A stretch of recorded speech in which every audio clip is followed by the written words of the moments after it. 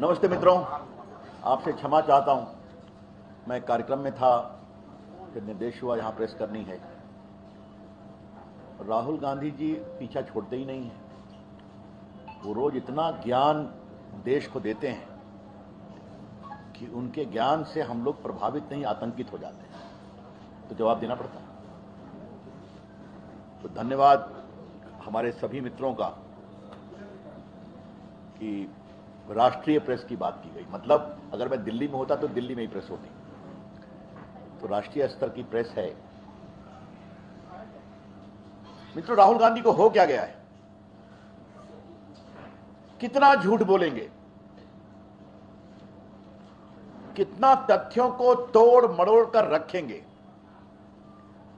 मैं इससे कड़े शब्दों का प्रयोग कर सकता हूं, लेकिन राहुल गांधी जी न वो मेरे संस्कार है न मेरी पार्टी के संस्कार है। लेकिन देश के लोकतंत्र को आप धोखा दे रहे हैं। मैंने सदन में कई बार कहा है, संसद में कहा है, टीवी पर भी कहा है, आप लोग के सामने, जरा शांत रहिए, टीवी पर भी कहा है, आप लोग के सामने भी कहा, राहुल गांधी होमवर्क नहीं करते। लेकिन कल जो बोले हैं वो तो कमाल बोल दिए। आपने देखा होगा, उन्होंने कल एक प्रेस कॉन्फ्रेंस किया था और उस प्रेस कॉन्फ्रेंस में भारत के मुख्य निर्वाचन आयुक्त की बार बार तस्वीर दिखा रहे थे। चुनाव आयोग अपने को डिफेंड करेगा, मुझे कुछ नहीं कहना है, लेकिन जो ज्ञानेश कुमार आज से कुछ महीना पहले बने चीफ इलेक्शन कमिश्नर, उनको 23 के चुनाव से आप उन पर आरोप लगा रहे हैं, उनकी फोटो दिखा रहे हैं। क्या मतलब है? और सबसे मजे की बात आप देखिए, वो मैं विस्तार से बताऊंगा, उसको आपके सामने बताना चाहता हूं। आलंद विधानसभा की बात उन्होंने कही। होमवर्क नहीं करते हैं ना। बीजेपी वहां 18 तक जीती थी, बीजेपी 23 में हार गई। जीता कौन? कांग्रेस पार्टी। कितने वोट से? 248 वोट्स। इलेक्शन पिटीशन हुआ, अभी कर्नाटका हाईकोर्ट ने वहां पर, जहां तक जानकारी मिली है, रीपोलिंग का आदेश दिया है। तो दे सकता है इलेक्शन पिटीशन। तो श्रीमान राहुल गांधी, जीता है आपका उम्मीदवार, हाईकोर्ट का डायरेक्शन हुआ है, और आप अपने ही उम्मीदवार की खटिया खड़ी कर रहे हैं। क्या कहा जाए? Mister Rahul Gandhi, have you lost all sense of purpose and propriety that in the 23 voting of Vidhan Sabha your candidate won the seat? High Court is hearing a challenge against that election. You won by 248 seats on the BJP. Probably recounting has been ordered. और आप उसी पर हल्ला कर रहे हैं। इसके बारे में क्या कहा जाए? दूसरी बात, चुनाव आयोग ने आज विस्तार से कहा है, मैं सिर्फ उसको रिपीट कर रहा हूं, अखबारों में भी छपा है, कि जो भी शिकायत की गई थी कुछ वोटर के नाम डिलीट करने की, किसी पर्टिकुलर कम्युनिकेशन लिंक से, उस पर उन्होंने एफआईआर कर दिया है। एफआईआर कब हुई है? 2023 में। सीआईडी को जांच करने का अधिकार है 2023 से। 23 से किसकी सरकार है? कर्नाटका में कांग्रेस पार्टी की सरकार है। सीआईडी उनके अंदर में है। तो न होमवर्क करते हैं, न कुछ समझते हैं, तो अपने कैंडिडेट के चुनाव पर सवाल उठा रहे हैं, और अपनी पार्टी का जो काम करना है नहीं कर रही है। तो उनसे ना पूछें कि सीआईडी आपके अंतर्गत में है, पुलिस आपके अंतर्गत में, काम क्यों नहीं हुआ? बस चले आते हैं और सीधा खड़ा कर देते हैं। ये है श्रीमान राहुल गांधी। झूठ बोलना, गलत आरोप लगाना, तथ्यों को तोड़ मरोड़ कर प्रस्तुत करना, यह राहुल गांधी की फितरत हो गई है। और राहुल गांधी ने विपक्ष के नेता के पद को, की गरिमा को गिराया।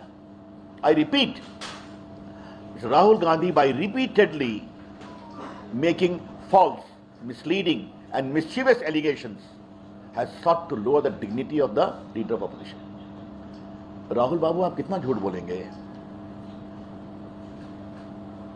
मैं थोड़ा डिटेल उसके बारे में आपको बताऊं। मैं आज कांग्रेस के लोगों से अपील करना चाहता हूं। एक बार मैंने सदन में कहा था, इनको कौन पढ़ा रहा है? इनका मास्टर बदल दीजिए ना, अपने तो होमवर्क करते नहीं है। इनका ट्यूटर कौन है? कांग्रेस वालों, अपने नेता का एक अच्छा शिक्षक रखो जो ठीक से पढ़ाए, उनको बताए क्या बोलना है, समझाए उनको।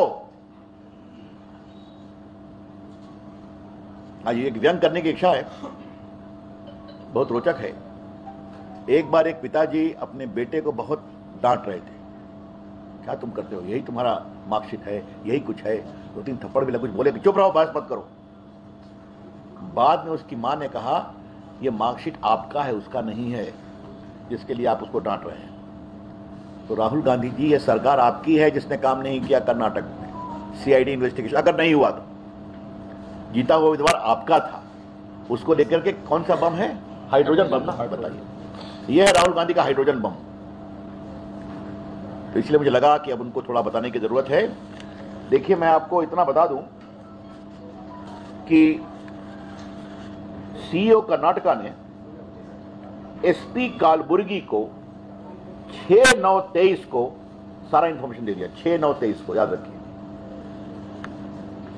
और जो सारे ऐप की बात वो कर रहे हैं, 6018 एप्लीकेशन फॉर्म 7 के बारे में, तो दिसंबर की बात थी, जिसके बारे में कई ऐप VHA गरुड़ वगैरह वगैरह को लेकर के शिकायत थी। और इंफॉर्मेशन जो दिया गया उसमें फॉर्म रेफरेंस नंबर, ऑब्जेक्टर का नाम, एपिक नंबर, मोबाइल नंबर, ये सब दिया गया। तो इलेक्शन कमीशन ने साफ साफ कहा है कि ऑनलाइन किसी का नाम डिलीट नहीं होता। अब देखिए, मैं आपसे एक बात पूछना चाहता हूं, सारा इंफॉर्मेशन दे दिया गया, सारा का मतलब सारा। सरकार किसकी? राहुल गांधी की पार्टी की। पुलिस किसकी? राहुल गांधी की सरकार की। कब फाइल किया? 23 में फाइल किया। चिल्ला रहे हैं 25 में। और इसका क्या जवाब दिया जाए, क्या जवाब दिया जाए? और जो मैंने आपसे बात बताई थी कि ये भी जानना जरूरी है कि बाकायदे, मैं आपको बता भी देता हूं, जो इलेक्शन पिटीशन हुआ है कि जो कर्नाटका हाई कोर्ट में बाकायदे इसका एक इलेक्शन पिटीशन पेंडिंग है। मैं उसका थोड़ा सा, हाँ, कर्नाटका उच्च न्यायालय न्यायमूर्ति R देवदास की अध्यक्षता ने कोलार जिले के मालूर निर्वाचन क्षेत्र का प्रतिनिधित्व करने वाले कांग्रेस विधायक के वाई नेवेगौड़ा के चुनाव को 2 दिन पहले ही 25 को रद्द कर दिया और 2023 के विधान में डाले गए मतों को पुनर्गणना का आदेश दिया। ऐसा चल रहा है। अब देखिए, जागरण अखबार लाओ, मैंने सबों में छपा है, राहुल जो जानकारी मांग रहे हैं वो 2 साल पहले दे दिया गया। तो भाई, अगर आपकी सरकार काम नहीं करती है तो आप किस पर आरोप लगा रहे हैं, किस पर और क्या आरोप लगा रहे हैं? मित्रों, हमारा स्पष्ट आरोप है 3, राहुल गांधी भारत के लोकतंत्र को योजनाबद्ध तरीके से कमजोर करने की कोशिश कर रहे हैं। क्यों? क्योंकि जनता उनको वोट नहीं देती, वो हार जाते हैं।